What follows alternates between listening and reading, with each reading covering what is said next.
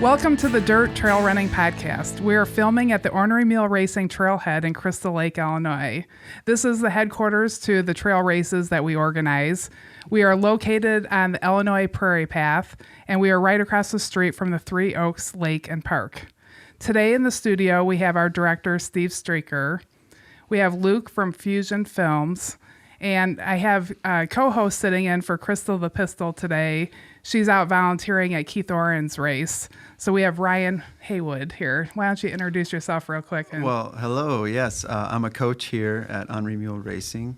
So, programming for runners online and trying to get them out of their comfort zones and try to actually get into one of these bigger trail races. So very good. So that's trailrun.coach. Yeah. So look Ryan up. And he has a podcast out too he's our funniest guest. Oh, wow. I had that claim. The funniest guest. I'll take it. But we'll find out. We got some pretty good guests exactly. today. I got competition today. Let's go against these two. Yeah. Timo. So today we have, I'm super excited. So this is the 25-year anniversary of Kettle Moraine 100. And we have the 18-year race director team of Jason Dorgan. And so you want to say something so people know your voice? Oh, this is Jason Dorgan. Yeah. And then we have Tim Yanacheck. That's right. Tim Yanacheck, also known as Timo. As Timo. Yeah. I actually had a hard time not saying Timo. I'm like, because he wrote Steve helps me get prepared, and he wrote everything as Tim. And I'm going, who is this? Okay, Tim. And I was like practicing. I made a special note to say Timo on my notes. I'm like, Timo, and I practice all night. Timo, good. Timo. Well, good. So I'm just going to go with Timo because I feel much more comfortable with that. So, thank you guys for coming. Oh, you're most welcome. And Glad to be here.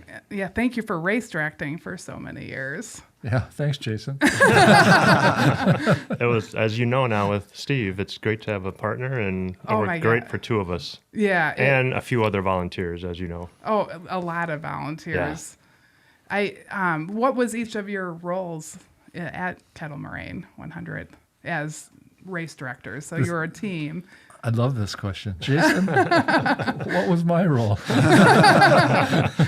You had a barn where we could store a lot of supplies. Yeah. He was a great face of the kettle. He loved the finish line, and you were there 30 hours straight, never sleeping, hardly ever, and every runner knew who he was. Yeah. And I did a lot of the background stuff, so I'm all over the course, so a lot like Royal is today. Just cruising the course and helping anybody that needs it, and at 2 o'clock in the morning, maybe not helping as much as some people needed. You'd get the call, right? Yeah. Hey, we ran out of Coke, we ran out of potatoes, whatever. And there's not like a lot of grocery stores just to run to quick by. You're always trying to figure it out, but yeah. It was so exciting. That's an exciting weekend. And so you started that 19 years ago now, and there wasn't cell phones necessarily, right? Like, how did you guys communicate at the beginning? Was there cell phones? Even if there were cell phones, the terrain of the Kettle Moraine is such that there was not much cell phone coverage. Yep. For a couple of years, we went to walkie-talkies. We actually could reach each other better from aid station to aid station on amateur-type walkie-talkies.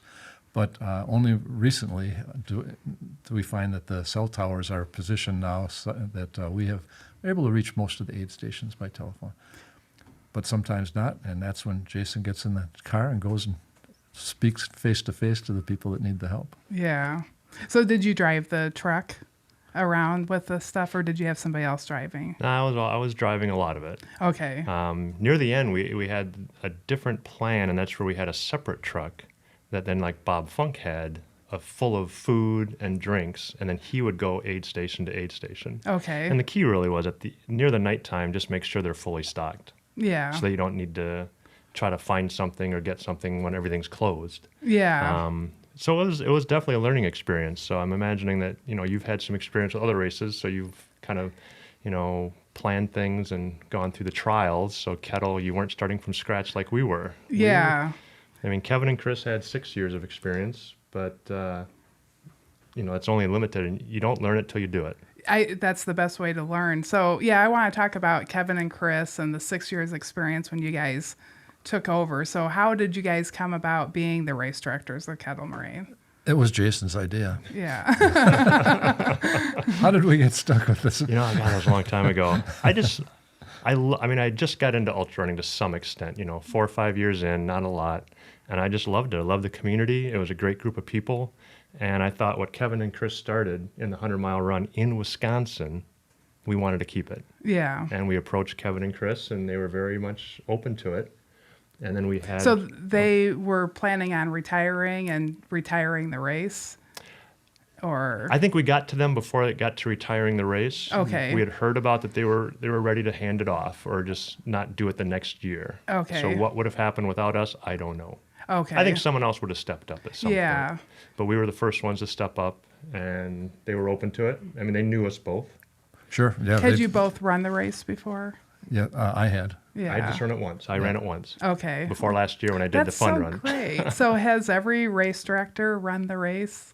Has Kevin run it? You'll have to ask him. Yeah. I don't think so. I would be surprised if either Kevin or Chris ran the race because they were working.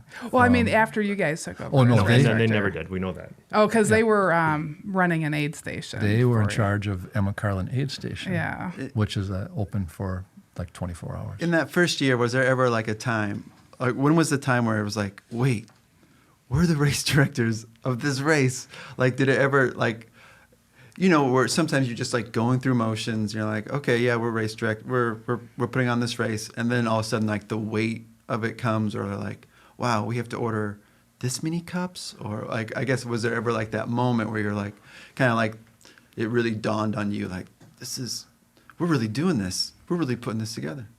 I don't recall that. I think I'm a pretty good planner, so I plan maybe overboard a little bit. Although there's a few years we kept running out of cups. I do remember that.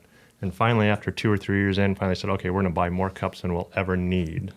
Because they'll last for the next year, right? Yeah. Some things last. Yeah. I don't know. It was just always exciting race weekend. I mean, getting up to the race was the hardest part. Making sure everybody's registered, making sure people know where to go. There tons of questions come in. I mean, back then, there wasn't really the email like you have now. And Facebook.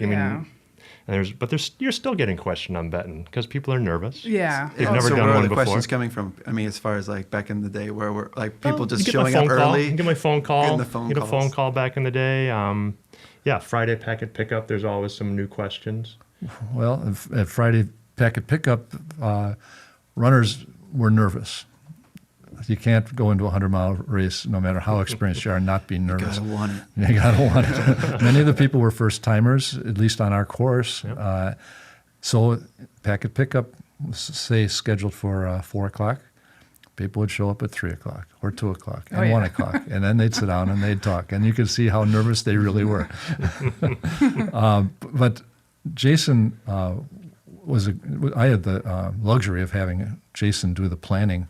He'd have sheets of paper written out where he calculated how many cups we would need, how many gels, what the maximum distance we could allow between aid stations, for example, and all those details were all worked out. So we just followed his plan. So those weren't the surprises. Those weren't the times when you felt the burden on your shoulder and say, wow, I'm really in charge of this. The crunch time came when a runner got hurt, or someone got lost, or a crew member couldn't find his or her runner, or you find the car keys out in the trail and you don't know who they belong to. So it was the personal contact we had with the runners when the real enormity of the responsibility would sink in on me. Well, and I think you talked about like as in one of the articles that I read, as far as like the philosophy of it was like the run, like as from a runner's point of view. I don't know. I'm sure you can say it better than I can. Like, what would a runner need in this situation instead of like what me as a race director need in this situation? And that really turned out to be our guiding principle, and it can be summed up in 2 words: runners first. Yeah. When a decision has to be made, which way is going to favor the runner? What's going to be the better, safer, most memorable experience for the runner? Let's do it that way. Yeah. So we could put it on paper, but there was a time to make a judgment, and it would be in favor of the runners every time. And I'm so curious also around the whole engineer versus lawyer mentality, like, because one of you is engineer, the other is lawyer, so then the engineer having all the detailed plans, like all the cups counted for, and distance. Beautiful spreadsheets that we inherited. I hope it was useful. Yeah, very useful. And then the lawyer of mine is at the finish line cheering people. Not exactly. Problems arise where one thing that would happen almost every year is a runner has invested 70 or 80 miles in the race, and they've missed the cutoff. Yeah. And we've got volunteers. We've got a runner who might be on the edge of delirium, and he wants to go back out and finish the race. So sometimes the lawyer's powers of persuasion are called into play, and we would have to try to talk that person into staying in the parking lot and getting a ride home. Yeah. Yeah. Yeah. So there was times when a conversation would have to be done on the spot. And so that's where the lawyer got to say something. Well, I mean, you talked all night long, 100-mile runner going out.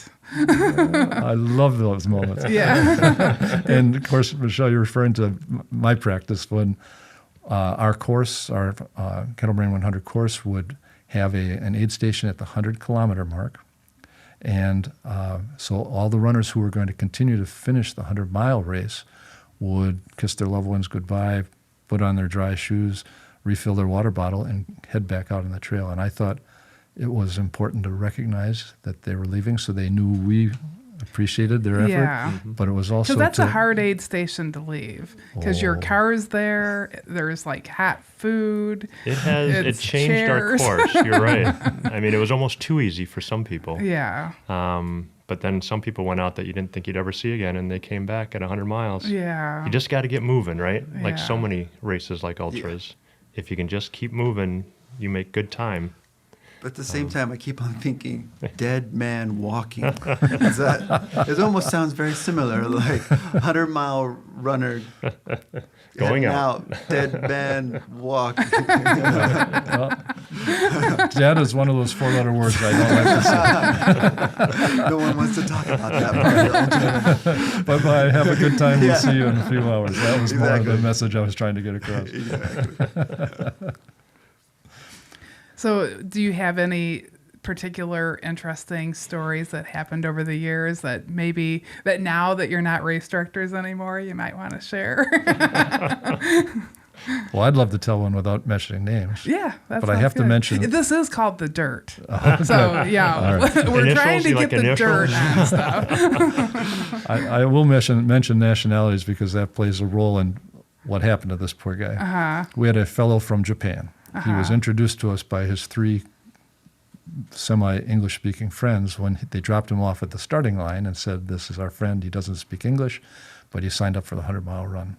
And nice to meet you," and bow and so on. He started the race with everybody else, all the other 100 runners, and he had no shirt on, no water bottle. He had a pair of dinky black shorts with the number pinned to the front, and off he ran with everybody else. That was at 6 o'clock in the morning on Saturday. At about 1 in the morning on Sunday, in other words, well into the race, when people were starting to finish, but it was the middle of the night, a sheriff's car drove up, red lights flashing. Another good reason to have a lawyer on your team. This was an opportunity for the lawyer to do something. I approached the deputy, and the deputy opened the back seat of the back door to his car, and out stepped the runner from Japan, who looked just like he did before. No shirt, no hat, no light, no water. And the deputy said, "Is he yours?" I said, "Yes, he's one of ours." And he said, "The story I got was that where I picked him up was 10 miles off your course. A neighbor, a farmer saw him wandering in the backyard and called the sheriff's department. So I brought him to you." Oh my gosh. I said, "We'll take care of him from here." Yeah. Wow. So I don't think we let him go back out, did we? No. He sat down, and he was made to sit there until his friends came back at the end of the race and picked him up. Yeah. Oh wow. Yeah, that's got to be hard to. And then to try to tell people I'm in a race, I'm doing 100 miles. They're like, what? You did pretty well in English, and this fellow could not speak a word of English. Right. Yeah. So, yeah. Just seeing a half-naked man run through your backyard, delirious. So, yeah. Call the police. Maybe they're That's like delirious. that. Yeah. They're like, he must be crazy. He thinks he's in a 100-mile race. Or making the call to the sheriff's department. You're not going to believe me, but I Yeah. think that's what I see out the back window is. So it worked out, but 10 miles off course, Yeah. with no idea where you are and no ability to speak, that was one of those when I thought we got to do a better job preparing people. And it was. We did change things because it was at the confusion corner. Runners that know this course, there's a confusion corner. Yeah. That's an intersection point where there's 3 or 4 trails coming together, horse trail, running trail, ice age, non-ice age trail. Yeah. And that's where the runner probably got off. Okay. And they went back on the course. And that happened more than once where someone would follow the course backwards to Emma Carlin before we started. We used to put arrows down in white paint. Yeah. So they never disappeared. Yeah. So then if you get to a point and you're following white markers, you think you're on course. Yeah. And it's pretty quiet at night, right? There's not tons of people out there. So if you don't see somebody for an hour, maybe you're not too concerned. Yeah. So people would, rather than going to Rice Lake, which would be the 81-mile turnaround, they would go back on the 100K course towards Emma Carlin. Yeah. So we fixed that with signs and, not using the white paint anymore. You'd have flags. You could remove that. Yeah. And I don't think we had anybody get lost after that at that point. One other thing we added, though, was we put a couple of guys on lawn chairs at that intersection who could communicate with the people and make sure they went the right way, point and talk to them. But it's still hard to get, there's a lot of volunteer jobs that need to be covered. And that, signs, if something can be replaced by signs for a volunteer, you may not put a volunteer there, which I can completely understand. No. Where did you guys get your volunteers? Like obviously, I feel like ultra running's gotten a lot bigger. I don't think it was as big when you guys took over. We inherited a lot of the volunteers from Kevin Setness and Chris Clark Setness, the founders of the race. Okay. They had a good solid base of volunteers. That area of the Kettle Moraine happens to be halfway between Madison, Wisconsin and Milwaukee, Wisconsin. So it's also the common training ground for people who would come out on weekends and work out and run ultras together and get to be friends. And Chicago. Chicago wasn't that far away. Right It really is a great location. I've come up several times just exactly to those Nordic loops just to run. Sure, good for you. And so Trail Buddies were a good, solid place to look for when we needed volunteers, and they never let us down. Was there running clubs? Did you guys belong to a running club or that helped a lot? Or I guess we have a group that ran Thursday nights, so we called it Fat Thigh Thursday. Okay. And we'd run it Thursdays, and we had our Tim Goyle, who was the race captain for Bluff. The Bluff Road Aid Station. From day one for us. So for 17 years, he was the captain there at Bluff. And, okay. They have quite a few stories there, too. They used to put it, how you do tents now, right? Very cool. Yeah. They were in the woods with tarps for about 6 years. Oh, wow. They would put this menagerie of tarps up and try to keep all the water off. And they did for the most part, but it was kind of fanciful. How often does it rain at Kettle? How often does it not rain? Yeah. You can count on at least one, maybe 2 or 3 rainstorms during a Kettle Moraine 100 weekend. Oh, yeah. I remember being there one night, and it showed no chance of thunderstorm, no chance of rain, but there was thunderstorm and rain. You got the full experience there. Yeah. No, but that was one of the hardest, most stressful parts pre-race was if we happened to lose a captain, then how do you find the next one? And we had Boy Scouts one year, the running groups, like you said, but nowadays people are looking for that opportunity, it seems. And you have social media. And you have, yes. So you just post on Facebook, we lost the aid station captain, can anybody help? And people help. People are really great about helping. That sounds too easy, Michelle. We did have wonderful volunteers. It's so memorable. I don't remember all the runners because there's even more of them, but the volunteers, the captains that would come up, that's not easy. In some ways, I got to keep moving around, so I was, but just in one spot, and not knowing, what's going to go wrong next. Only once or twice did we have fire department come out. Oh, the fire department. So we had lost runners sometimes, or just people would get a report. And now cell phones makes it easier. They say, oh, a runner's just not looking good. One year, Ann and I ran backwards on the course, Ann Heaslett, Timo's wife, and we ran backwards thinking that we'd find them real soon. Yeah. But by the time we got to them, the fire department, I guess it would have been, the local rescue, they had already taken the ATVs on the trail to get them back to Tamarack. Oh, okay. And the runner was okay. Just, you get delirious, you get tired. I mean, well, I'm glad that I'm not the only one. We had the ATVs out this year. It kind of makes for our excitement. first year, I was taking over. We always think that they love doing that. They like bringing all their toys out good. and using them. So if you have an opportunity, call them. Okay, good, because I felt really bad, and the guy was fine. Polishing those gas tanks. Can't wait. I know. Hope a runner gets lost this year. Can't wait. Yep. This time we're going to find him in 5 more minutes faster than that. Their little game. Yeah, they get the whole map out and like, okay, he was last seen here and here. Yeah, so we had that happen. I'm glad to hear that I'm like, oh man, my first year, the whole parking lot's full of cop cars and keep that phone number handy. It's going to happen again. Well, can we talk about the 2016 great ginger ale famine? It seems to be very important. Like 2:30 in the morning, all ginger ale is gone. What do you do in that situation? Yeah, who are you going to call, Jason? 16, I think by that time we had a plan, but plans still don't always work out the way you want them to.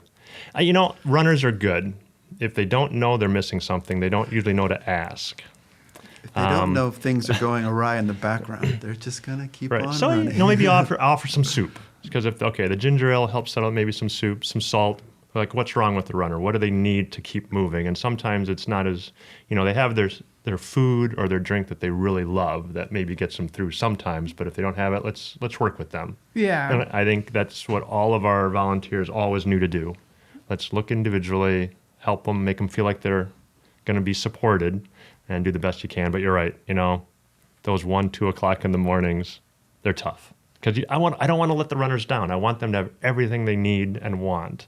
And sometimes you can't, though. You couldn't predict what would be the popular thing. The popular thing that year. From year to year, you don't know for sure. So you go with the basics but that year it was ginger ale. People loved the ginger ale that year. Can I explain it? Can't. Yeah. Yeah, for years we had Mountain Dew just took over and had like less and less Coke. And then all of a sudden, no one drank Mountain Dew one year and Coke was gone. Yeah. It's like, what do you do? So you get extra. Yeah. But it's Well, and then from a runner point of view, you just whatever you can do to kind of make it to the next aid station. Right. For me, it's like a lot of times I'm driven by bacon, and so it's like if one aid station had bacon, I'm like, well, then they all have bacon. Right? So I'm just, when I get there, I can't wait. I'm like, well, what do you need? What do you need? What do you need? I'm like, bacon. And they're like, well, we got sliders. Sliders. I ran all this way for bacon. That is what's so cool about each aid station kind of had their specialty. Yeah. So Bluff had their snow cones. So I think I heard people miss that last year. Yeah. They were like, where are the snow cones? Well, we don't have them this year. Yeah, we have a new.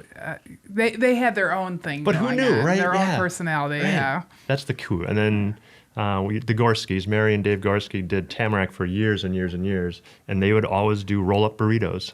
Breakfast burritos, because they were the last aid station before you're finishing. Oh yeah, I heard all about the breakfast burritos and. But everybody kind of got into that game then. They were like, oh, we want to beat Tamarack now. We want to do better than them. So Tim kind of played that game, and then other aid stations do the same thing. So that was very cool. What part of the race are you at? So like, what do runners need at that point in the race? Like if you're early in the race. Yeah, they need water, they need a gel, Yeah. and they're going. But once nighttime comes, the stomach goes. Yeah. I mean, you saw that so many times at the start-finish line. So if the feet haven't gone, the stomach definitely has. And solid food is pretty cool. I agree. Especially if it's bacon. Yeah. Don't get me started. What about setting up for all the aid stations? How did you guys manage that? Oh, Jason figured that out too. The engineering mind coming in handy once again. We had some challenges the first year. We thought we could, we did it all. We had one cargo van the first year. Okay. And somehow we put like 4 tents into it. So we've found our tent guy, and we shoved the poles in, shoved the canvas tent in, and we set them all up ourselves, which Did you do it like Thursday, Friday? No, or like Friday morning, Friday afternoon. Yeah. It was easier back then too. I mean, we didn't have tents at every site. Okay. Bluff had their tarp cities, so we didn't have to do anything there. Yeah. And they were smaller. We didn't have 600 people. We had 100 people, so kind of a regular sized tent really could have managed the it. The first year was like 100 runners? Or? Probably just about, you were looking at about 100 finishers. Yeah. Wow. So it grew so much, and you've grown it even more. I mean, I think just wonderful, the interest level that's out there. Yeah, well, ultra running is growing. And we started, okay, so we have a van, so you offload everything. So the only thing, we had our aid station captains would come to the start finish to pick their supplies up. So they were responsible after that, and they'd have to get all the perishables. But we'd organize it in bins, and they just have to get their bins. But boy, sometimes I would swear there was a thing of peanut butter in the bin, and apparently that never was. Oh, yeah, that happens. And if you lose peanut butter, oh no, that's what some people live on. Yeah. So you plan up front and makes it a little bit easier on the weekend. Yeah. So the perishables would include bacon. So it's up to the aid station captain what they want to serve for perishables, and someone brought bacon. So be grateful for that one. Right. Then it spread to other places and other stations. Yeah. Mile 93 at Western States, that bacon was pretty good. I loved it. Yeah. So I was like, oh, you do this at Ultras. All right. Yeah. That was my second 100, so I was like, that was pretty cool. What was your first 100? Leadville. Oh, awesome. We've talked a lot about Leadville. Have you done Leadville? I have not done Leadville. Oh, you got to do it. Okay. If you want to. You have to do it if you want to. But you have to want Timo? to if you're going to do races it. to do. It's just Well, there is that. Especially now that since it's getting ultra running is just getting more and more bigger. You know, it's just like it's just so many to do. You'd think there'd be a limit, but it doesn't seem to be. I mean, just like marathons have exploded, ultra running has exploded, and I hear you're even putting together maybe a new race, so that's kind of cool. And I'll look forward to doing that one. It looks interesting. We haven't really announced that. That's why I didn't give a name. But not only are there more races, but also the distances now are like starting to go up too. 200, 250, 280, 500. I'm glad I don't run long anymore. Because then I'd probably do a 200, and I have no interest. Well, you did unfortunately. a 1,300-mile run. Wow. So. I could break that up over a few days, though. Yeah. Yeah, Jason, a 1,300-mile run. That's good. I remember doing 13, but... Is that what... Well, maybe I have the distance wrong. 1067 or so. Okay, so... It's gotten longer. Yeah, okay. So every year gets longer. And every night before you go to bed, you go, 1067. 1067. I did 1067. And then you go to bed. We should say what that is. And we'll talk about that now. So you've got the fastest, you had the fastest known time for doing the entire Ice Age Trail, one continuous. Yep. Well, with sleeping at night. So okay. That's the beauty of it, that you get to, take breaks every night. I slept in a hotel room every night. Not everybody would necessarily, but how can I not say that's my number one accomplishment, really? Yeah. I mean, in running, let's just say that. I mean, I'm so proud of it, and it introduced me to so many huge things. I knew the Ice Age Trail, but I didn't really understand what it took to manage the Ice Age Trail. Uh-huh. I mean, the Alliance, and it opened up a whole new world for me. So you weren't involved with the Ice Age Trail Alliance when you decided to do I was the not, entire no. trail? I was, I'd experienced the Ice Age Trail. Like for some races, you have to do volunteer service. So I had volunteered on the trail to help with different things. Okay. But I wasn't really involved. But after the through run, being successful with it, raising money for it, I raised about $15,000 for the trail. That's great. They asked me to be on their board, which I was very proud of. And what year did you run it? 2007. Okay. 2007. So it's, over 12 years ago now. Yeah. The Ice Age Trail. So like, just I'll play. There you go. I'll play the person that doesn't understand Wisconsin. How's that? Okay. Though I love Wisconsin. So it's like a big the Ice Age Trail itself, it's like a big U that starts in the, I guess, can you? Yeah, I think that's a good explanation for it. Like a big kind of comes down south Yep. and then loops back up north towards the eastern side of the state. Is that? It depends which side you're on. Some people would say it goes east to west, but that's kind of a personal thing. But how did you start? Where did you start, on the eastern side or the western side of it? I started at Interstate State Park, which is on the western side, up in St. Croix Falls. Okay. And it kind of cuts straight across the state to about Antigo, and then it kind of cuts straight down to Janesville, and then it heads back up to Door County. So it's this big U like you just talked about. And it's a mix of trail and road. So the goal is to have it pretty much all trail eventually. That is what a national scenic trail is. So there's, 11 or 12 national scenic trails in the United States? Approximately. And there's 18 historical trails, which are kind of cool too. And those are like the Pacific Coast Trail and the Appalachian Trail. Those would be like those are the classics. The classic big ones. Continental Divide Trail. The Ice Age Trail, though, is kind of the big number 3.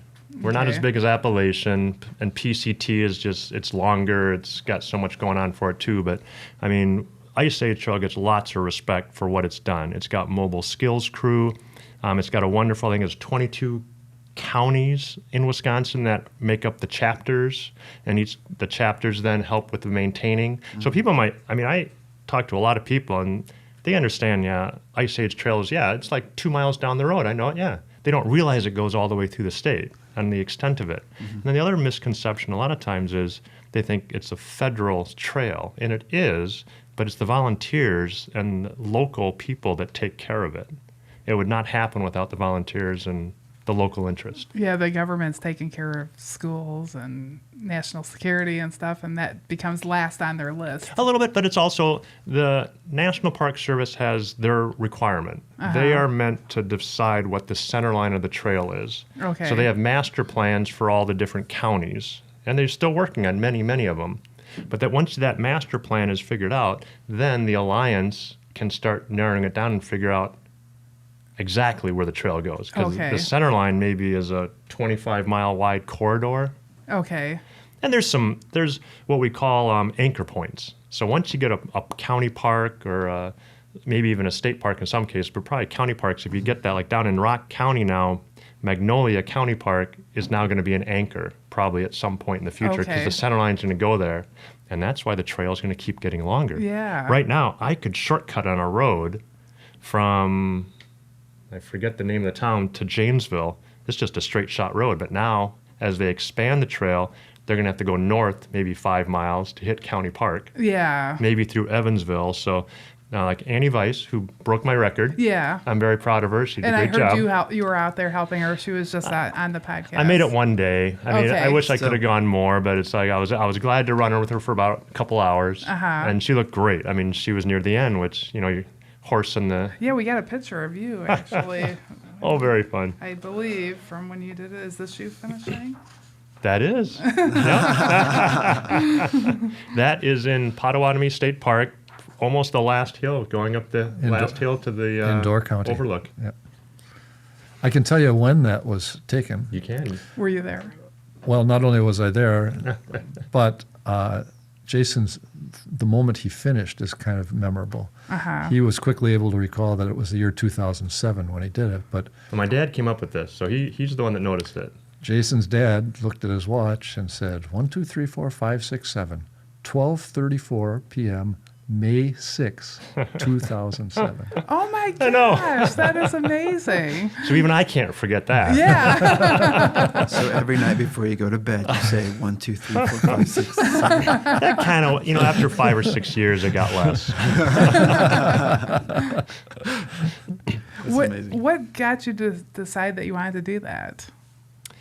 Well, I'd heard, people did on the Appalachian Trail and all that. And when I investigated, no one had done a through run of the Ice Age Trail. Okay. People have segment hiked it or through hiked it, maybe over a 30, 40-day period. But no one had tried to through run it. And then I thought, it's my backyard. That's a lot of miles to think that. Don't ever think about it, and don't try to think about it. Because you just can't. It's like a 100-miler. How do you fathom running 100 miles? You don't.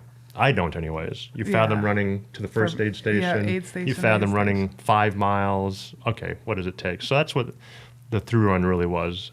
But I had awesome support. Other than friends and family supporting me emotionally, Tom Bunk, love Tom. Yeah. He's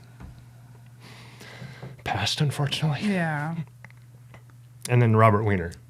So if you know Robert, he does 4 races in Wisconsin. Yeah. So he's very knowledgeable, and they got me through. Okay. I mean, in my low point, day 5, I was like, I only did 36 miles. Okay. Wow. I can't finish. I'll never finish. I just went from 54 miles to 36 miles. So you had to take off work. I had 3 weeks about to take off, and I'm sure they would have given me time off if I needed it. But I've only got 10 more miles. Nope, get to work. And nowadays you could work at night, right? Yeah. You drive Uber at night. Right, I know. So, I mean, I give full credit to Tom Bunk and Robert for supporting me and getting me through. Did they drive? Yep. Like they set up like little aid stations all the way through? I think there was only one road crossing that Tom missed one time because he couldn't find it up north. In the Swamigan, of all places, right? Okay. Because it's dirt roads. You don't always see the road crossing for the trail. I mean, it's not highly big signed. It's like a little placard that says this is where the trail is. And he just missed it. Okay. And we had... Did that make you nervous at all that maybe you were lost? Or was it hard to No, follow? I know I wasn't lost. The trail itself, the first day or two, I carried maps. I'm like, okay, I need a map to know where I'm going, but I never carried after that. Why carry the extra weight? Okay. Didn't really have a great GPS system back then, so I wasn't doing that. Okay. But it's very well marked. The blazes are great. Was it the same marker the whole way? Yeah, it's a yellow blaze. It's the yellow blade. Yep. Okay. So I know like in the northern unit, it's up near Mothy Lake it's like these big yellow squares for the Ice Age trails. That's exactly it. So that's but kind then of become on the the roads, standard. Though, that is the challenging part, but that's again where I was fortunate to have Tom or Robert right there. Okay. And then they could say, oh, you just go up here, take a right, or they'd be at the next road crossing. Okay. I have a pretty good memory for directions and spatial stuff, so I could memorize a lot of it too. I mean, I knew where I was going, so it wasn't that big of a deal.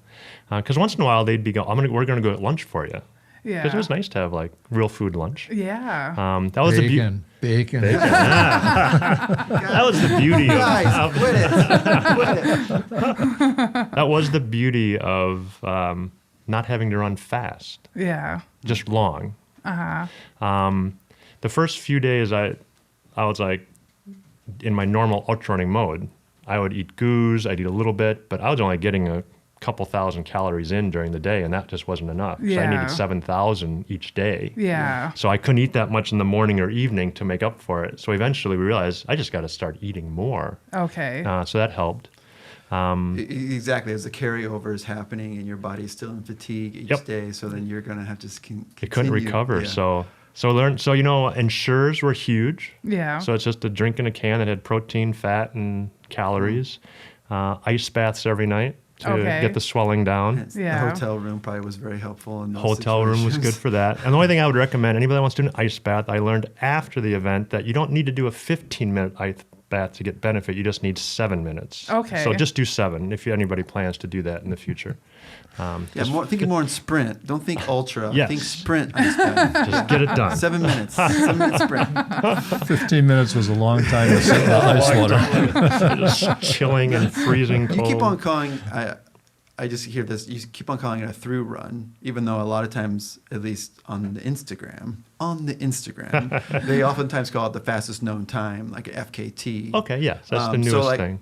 As far as because I haven't ever heard you refer to it as a FKT or fastest known time. You call it a through run. So I'm just curious, has anyone ever, when you ran it, it was like, I'm doing a through run, or was there even a name for it? I mean, as far as people, you said they were doing AT, people were running the whole time. Yeah, I mean, there was a fast known time, but I think it was just considered a record. So FKT came up probably 5 years or so after, more officially, in my mind, my memory. And I still just think it's a through run. I just happen to have the fastest one. I mean, well, the terminology is borrowed from what hikers would do, and that was traditionally called the through hikers. A person who did the trail from beginning to end without going home for a week or a year and doing segments. Someone who did it from start to finish at one jaunt was a through hiker. So it was natural back in those days to just call it a through run because he wasn't just hiking; he was running. Yeah. And yours was supported. You just said you had friends at L. So has anyone attempted it unsupported yet? I guess it depends what the definition is. We definitely have been through hikers that are all on their own, but you're never completely on your own. But I know several people that have just started hiking with a backpack and finished it. Yeah. Without, stopping at a gas station. Yeah, Luke from Ice Age Trail Alliance. Luke he has did done that. it. Yeah, and he stopped in stores and bought stuff. I think Dave might have, Tim might have. So, I mean, actually, that's probably the more common way to do it. Mm-hmm.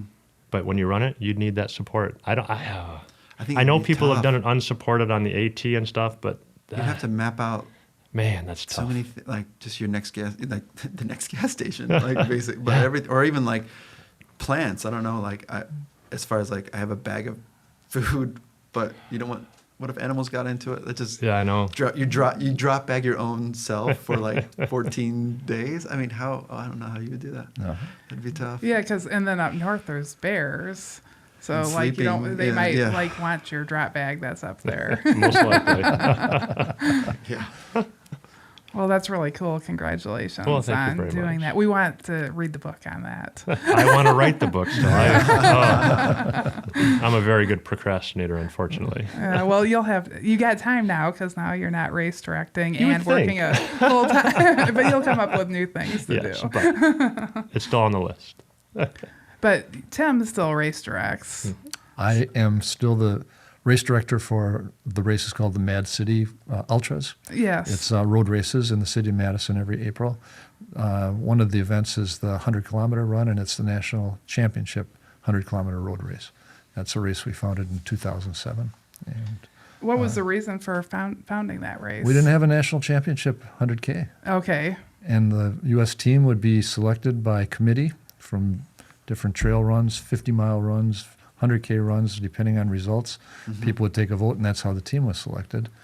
And sometimes the U.S. runners, who were fantastic trail runners, some of the best in the world, would have to run 100 kilometers on the road and wouldn't do as well as the Hungarians and the Japanese and the Brits and the Germans and the other people around the world. So as these things often happen, over beers one night, the U.S. team doctor and I were talking, and we said, I think we could really do something good if people had a race they could come to, train for, and experience the same conditions that they'll see pretty much at the World Championship. So that in 2007, I started the MadCity 100K, and nobody else wants to be the championship race since then, so we do it every year, and we're proud to do it. Oh, that's great. And then you're the team manager, too. Talk about that. The U.S. 100K team Yeah. is made up of 6 men and 6 women selected for the sole purpose of running in the World Championship race. The team doesn't exist all year round and train together or anything like that. But the 6 men and 6 women are selected to run in the World Championship. This year, 2020, the World Championship will be in the Netherlands. Okay. And the process of selecting that team is going on right now. Some of the members of that team will be participants in the MadCity 100K. We'll see how they do there, what their time is, and they'll be asked to join the team. Oh, that's great. So it's not like automatic qualifying. Like if you run the MadCity 100K national championships and you place in the top 6, does not guarantee you a ride to the World Championship. It doesn't. The MadCity is, the selection criteria is written, put strong emphasis on performance in the national championship. And if you win the national championship and you run one of the qualifying times, which is 7 hours, 20 minutes for men, 8 hours, 40 minutes for women, pretty darn quick for 100K, then you will be selected if you're the top runner. But the rest are kind of in a pool that are considered for membership on the team. But ever since we've had a national championship that people can aim for, the U.S. has done real well at the World Championship. And your wife has been on the team? My little wife. Yeah. My wife is Ann Heaslett. Yeah, let's talk about that a little bit. She's the one who got, she was a member of the U.S. team back in the early 2000s. And because of that association, I tagged along to go to the World Championship and cheer for her and the team. And that's when I was asked to be the assistant team manager for the U.S. team. And I've served in that ever since the early 2000s. I'll just come along to hold the water bottle. I'll just want to come along. And serve bacon. Do they eat bacon? And drive the bus. Whatever it takes. Pick people up at the airport. That's all I have to do. Make the ice baths. Exactly. Right. Tie the shoes, lance the blisters. So there's lots of things that happen during the course of an international competition at that rate of speed that we got to be ready to go. Mm-hmm. So it's been really good. And my little wife Ann was on the team for 5 years. Oh, great. Yeah. She was a strong runner. Yeah, darn good runner. Yeah. She did well at the Kettle Moraine 100 too. Yeah. Yeah. Did she win like the second year of the race or something? She won in 2002, I believe. Okay. The women's winner. Okay. And then maybe the second year that you were. She was in first place till the last 18 miles and was passed by Terry Pan, who won, but she took second place overall in the race, and very proud of her for that. She doesn't run in the dark very often, but doggone it, she did it that night. Yeah, well, good. So. Yeah, there's a lot of roots out there. Yeah, but the Kettle Moraine 100 has a lot of history, tradition with women runners. Kevin and Chris Setnes can tell you that the first time a woman ever won a major 100-mile race in this country was when Donna Perkins won the Kettle Moraine 100. Oh, wow. And she still has the course record, She still holds the course record. She was one tough runner, but she won overall. Yeah. And that was the first 100-mile race in this country where that happened. Yeah, the course record, it's something like 18 hours. I should have that wrote down, but that women's record is a record to beat right now. It's a darn good record. I think it's 18:02. 18:02, good. And Ann got within 15, 16 minutes of it. Yep. Yeah, that's great. Well, I've got people in the background going, "Hey, you're up for time right now." so we're gonna bring you guys back and have a second show. Oh, very and fun. Thank you so much for coming, and thank you for the listeners for listening to us. Make sure you follow us on Facebook, Strava, Instagram, Twitter, all that stuff, and leave comments and come visit us at the Trailhead. Thank you.